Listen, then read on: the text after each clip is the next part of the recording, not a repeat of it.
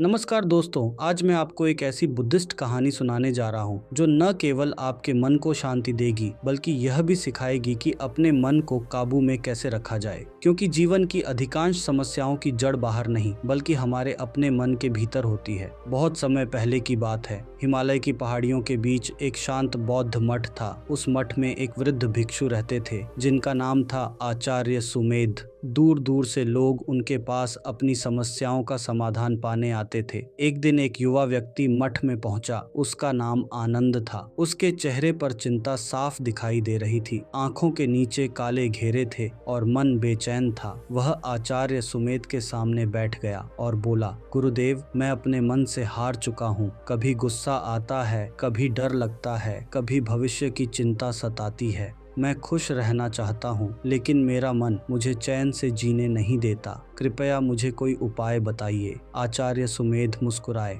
उन्होंने कहा, आनंद, तुम्हारा मन तुम्हारा सेवक है या मालिक? आनंद ने हैरानी से पूछा, गुरुदेव, इसका क्या अर्थ है? आचार्य बोले, यदि मन तुम्हारी बात मानता है तो वह सेवक है, यदि तुम मन की हर बात मानते हो तो वह मालिक है। आनंद कुछ देर सोचता रहा, फिर बोला, गुरुदेव, सच कहूँ तो मेरा मन ही मेरा मालिक बन गया है। आचार्य ने सिर हिलाया और कहा, तो फिर पहला कदम यही है कि तुम अपने मन को पहचानो। अगली सुबह आचार्य आनंद को जंगल की ओर ले गए। वहाँ एक छोटी सी झील थी जिसका पानी बिल्कुल साफ था। आचार्य ने पूछा, तुम्हें पानी में क्या दिखाई दे रहा है? आनंद बोला, मुझे अपना चेहरा दिखाई दे रहा है। तभी आचार्य ने झील में एक पत्थर फेंक दिया। पानी में लहरें उठने लगीं। आचार्य ने पूछा, अब क्या दिखाई दे रहा है? आनंद बोला, कुछ भी साफ नहीं दिख रहा। आचार्य मुस्कुराए। उन्होंने कहा, यही तुम्हारा मन है। जब मन शांत होता है तब सत्य स्पष्ट दिखाई देता है, लेकिन जब गुस्सा, डर, ईर्ष्या और चिंता की लहरें उठती हैं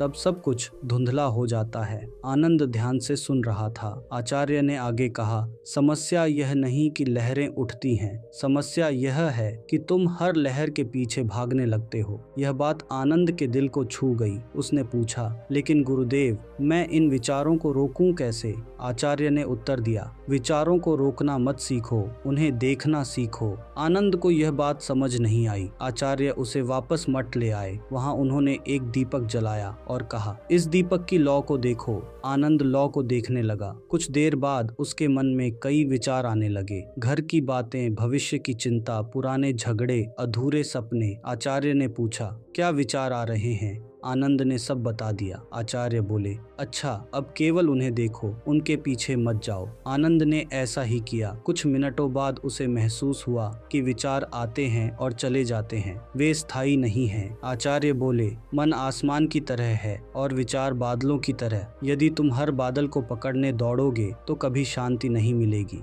उस दिन पहली बार आनंद को थोड़ी शांति महसूस हुई, लेकिन उसकी परीक्षा अब भी बाकी थी। कुछ दिनों बाद मठ में एक व्यापारी आया। वह बहुत अहंकारी था। उसने सबके सामने आनंद का अपमान कर दिया। आनंद के भीतर गुस्से की आग भड़क उठी। उसका मन कह रहा था, इसे जवाब दो, इसे इसकी औकात दिखाओ। लेकिन तभी उसे आचार्य की बात याद आई। विचारों को देखो, उनके पीछे मत भागो। उसने अपने गुस्से को देखा। उसने महसूस किया कि गुस्सा उसके भीतर उठ रहा है, लेकिन उसने उसे पकड़ कर नहीं रखा। कुछ देर बाद गुस्सा धीरे धीरे शांत होने लगा। शाम को उसने पूरी घटना आचार्य को बताई। आचार्य मुस्कुराए और बोले, आज तुमने पहली बार अपने मन पर विजय पाई है। आनंद बोला, लेकिन गुरुदेव, मैंने तो कुछ किया ही नहीं। आचार्य ने कहा, यही तो विजय है। पहले मन तुम्हें चला रहा था, आज तुमने मन को चलाया है। दिन बीतते गए। आनंद नियमित ध्यान करने लगा। वह हर सुबह बैठता और अपने विचारों को देखता।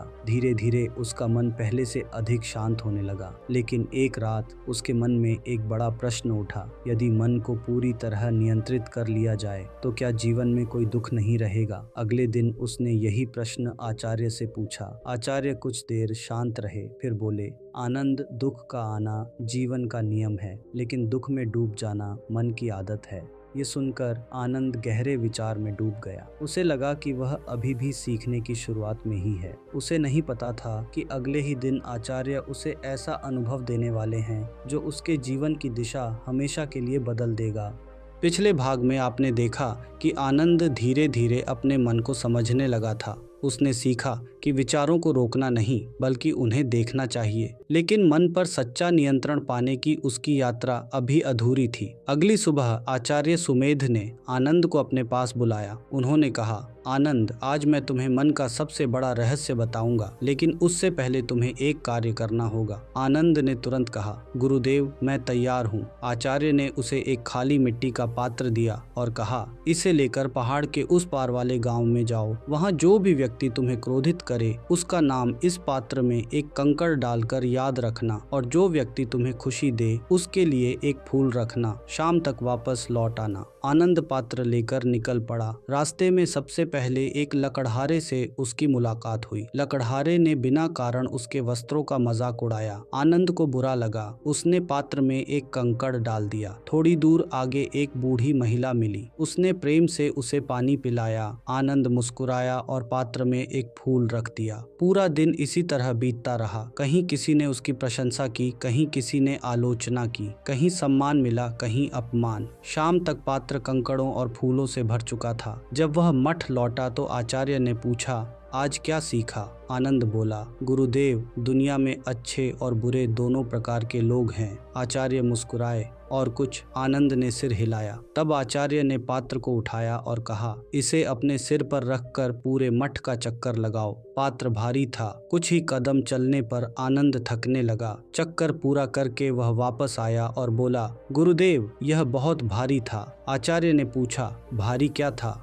ये कंकड़ और फूल। आचार्य बोले, यही तुम्हारा मन भी करता है। आनंद आश्चर्य से उनकी ओर देखने लगा। आचार्य ने कहा, जो तुम्हारी प्रशंसा करता है उसका फूल भी तुम उठाए रखते हो, जो तुम्हारा अपमान करता है उसका कंकड़ भी उठाए रखते हो। वर्षों तक लोग एक घटना को अपने मन में ढोते रहते हैं, इसी कारण उनका मन भारी हो जाता है। आनंद की आंखें खुलने लगीं। उसे अपने जीवन की कई घटनाएं याद आने लगीं। कई वर्ष पहले किसी ने उसका अपमान किया था। वह घटना आज भी उसके मन में जीवित थी। कुछ लोगों की प्रशंसा भी वह बार बार याद करता था। आचार्य बोले, मन को नियंत्रित करने का अर्थ केवल गुस्से को रोकना नहीं है, इसका अर्थ है अनावश्यक बोझ छोड़ना। उस रात आनंद देर तक सोचता रहा। उसे महसूस हुआ कि उसका अधिकांश दुख वर्तमान से नहीं बल्कि अतीत की यादों और भविष्य की चिंताओं से पैदा होता है। अगले दिन आचार्य उसे एक नदी के किनारे ले गए। नदी का पानी तेजी से बह रहा था। आचार्य ने पूछा, क्या तुम इस नदी को रोक सकते हो? आनंद बोला, नहीं गुरुदेव। क्या तुम इसे बहने से रोकने की कोशिश करोगे? नहीं, क्योंकि यह असंभव है। आचार्य मुस्कुराए। फिर विचारों को रोकने की कोशिश क्यों करते हो? आनंद चुप हो गया। आचार्य ने आगे कहा, विचार नदी की तरह हैं, उन्हें बहने दो। जो व्यक्ति हर विचार को पकड़ने लगता है वह दुखी हो जाता है।